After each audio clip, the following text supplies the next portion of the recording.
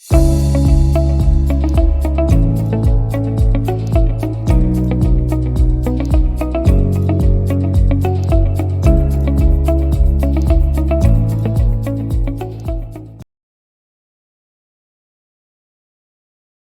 Everyone, classes bye Hina में आपका स्वागत है। और आज हम इस वीडियो में बात करेंगे मैकाले के विवरण पत्र के बारे में।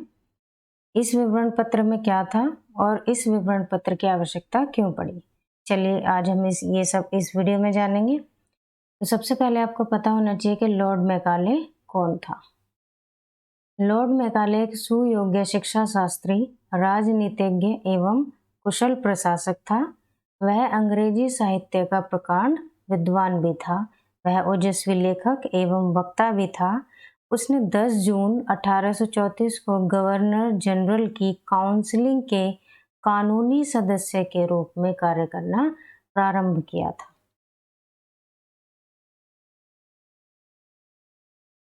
प्राच्य पाश्चात्य विवाद। प्राच्य पाश्चात्य विवाद क्या है? प्राच्य पाश्चात्य विवाद का जन्म 1813 के आज्ञा पत्र से हुआ। इस आज्ञा पत्र में ब्रिटिश कंपनियों को यह आदेश दिया गया था कि भारत में ईसाई मिशनरियों का प्रवेश शिक्षा के प्रचार प्रसार के लिए होगा। कंपनी इन मिशनरियों की देखभाल करेगी, विद्यालय की व्यवस्था करेगी, रहने और खाने पीने की व्यवस्था भी कंपनी देखेगी। शिक्षा के प्रचार प्रसार,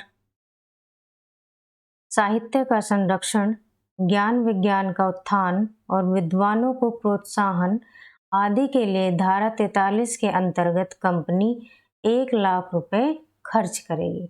यानी जो ये ईसाई मिशनरी आएंगे शिक्षा के प्रचार प्रसार के लिए और साहित्य के संरक्षण के लिए, ज्ञान विज्ञान के उत्थान के लिए, इन सब चीज़ों के लिए और साथ ही साथ इन विद्वानों को प्रोत्साहन के लिए धारा 43 के अंतर्गत कंपनी 1 लाख रुपए खर्च करेगी।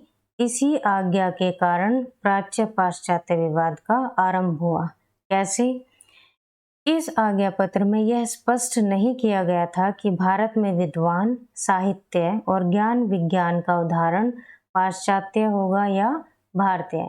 यानी ये कंफ्यूजन हो गई लोगों को कि जो ये भारत में विद्वान है, साहित्य है और ज्ञान विज्ञान का जो उदाहरण होगा वो पाश्चात्य होगा या फिर भारतीय होगा। इसी वजह से क्या हुआ, 2 ग्रुप बन गए जिसमें प्राच्य और पाश्चात्य लोग शामिल थे। अब इस विवाद के वजह से क्या हुआ, इस विवाद में हुआ क्या आखिरकार? तो जब ये विवाद हुआ तो इसमें 2 ग्रुप बढ़ गए, यानी 2 क्लासेस में डिवाइड हो गए लोग। जो एक है प्राच्यवादी वर्ग, दूसरा है पाश्चात्यवादी वर्ग। प्राच्यवादी वर्ग का कहना था कि भाषा का माध्यम जो है वो हिंदी और अरबी अर्थात उनकी मातृभाषा होनी चाहिए, जबकि पाश्चात्यवादी वर्ग के लोग कह रहे थे कि भाषा का माध्यम जो है वो अंग्रेजी होना चाहिए।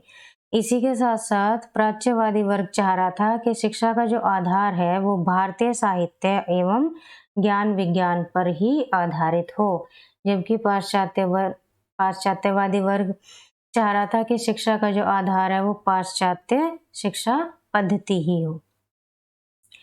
अब मेघालय का विवरण पत्र था क्या?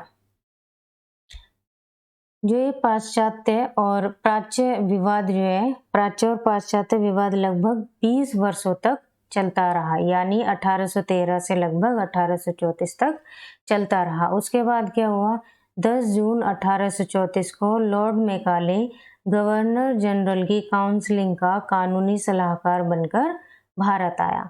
उस समय गवर्नर जनरल विलियम बेंटिक ने उसकी योग्यताओं से प्रभावित होकर उसे लोक शिक्षा समिति का सभापति यानी चेयरमैन बना दिया और उससे कहा कि वह 1813 के जो आज्ञा पत्र था उसकी शिक्षा और साहित्य प्रसार संबंधों की विस्तार से व्याख्या करे।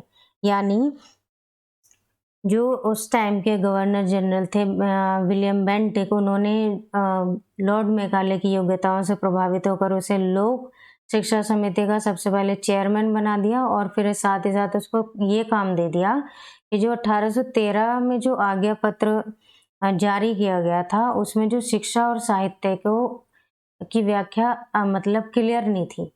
तो उन्होंने क्या कहा कि 1813 के आज्ञा पत्र की शिक्षा और साहित्य प्रसार संबंधों की विस्तार से व्याख्या की जाए और इसके साथ-साथ जो 1 लाख रुपए की धनराशि को खर्च करने की जो बात कही गई थी, उसको किस प्रकार से व्यय करें, इस पर कानून की दृष्टि से अपने विचार प्रस्तुत करें।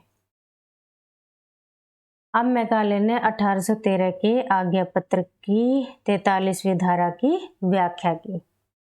व्याख्या कैसे की? जब उनको ये काम दिया गया तो उन्होंने व्याख्या की। कैसे व्याख्या की?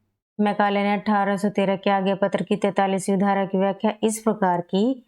साहित्य शब्द की व्याख्या की सबसे पहले उन्होंने, फिर क्या किया उन्होंने, भारतीय विद्वान की व्याख्या की, तीसरा उन्होंने धनराशि के खर्च करने की व्याख्या की।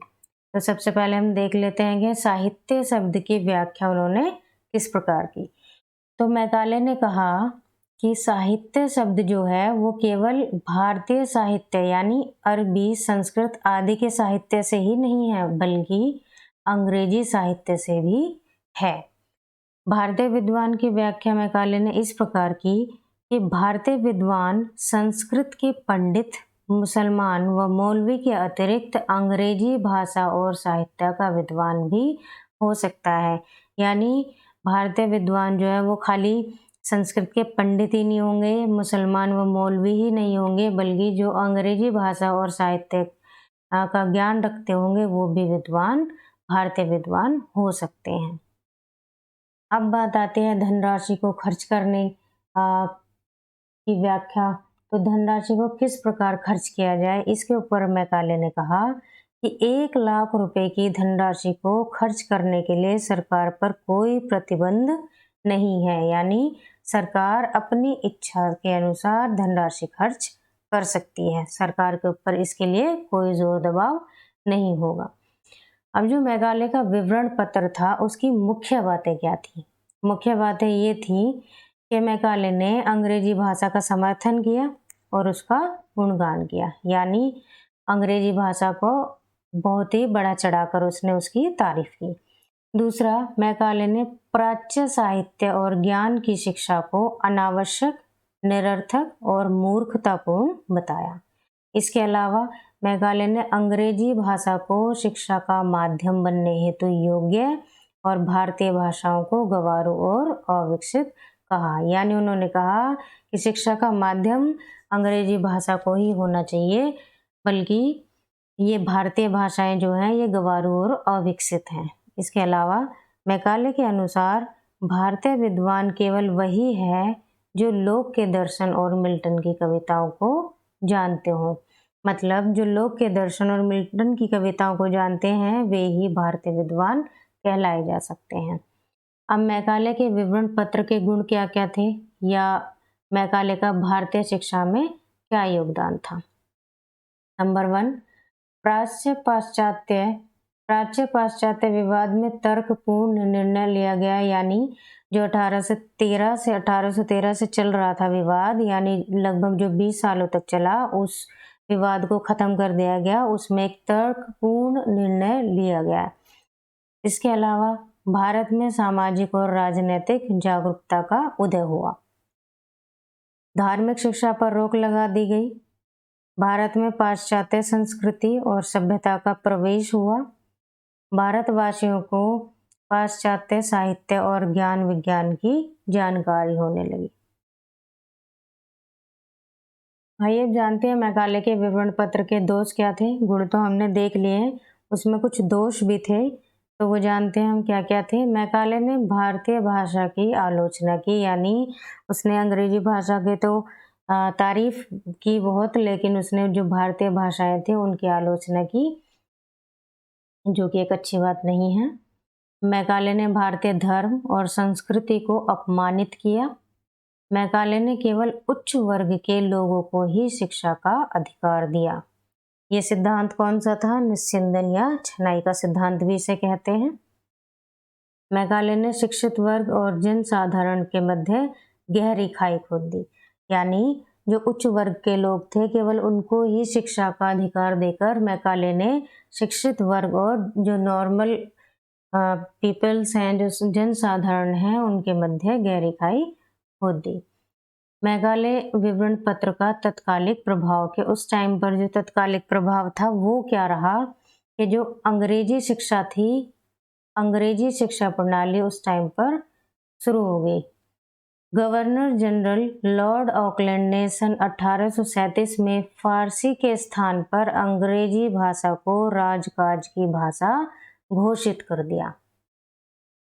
इसके अलावा सन 1844 में जनरल गवर्नर लॉर्ड हार्डिंग ने सरकारी नौकरी के लिए अंग्रेजी भाषा को अनिवार्य कर दिया, यानी अब जो सरकारी नौकरी जिसको चाहिए उसको अंग्रेजी भाषा का ज्ञान होना ही चाहिए।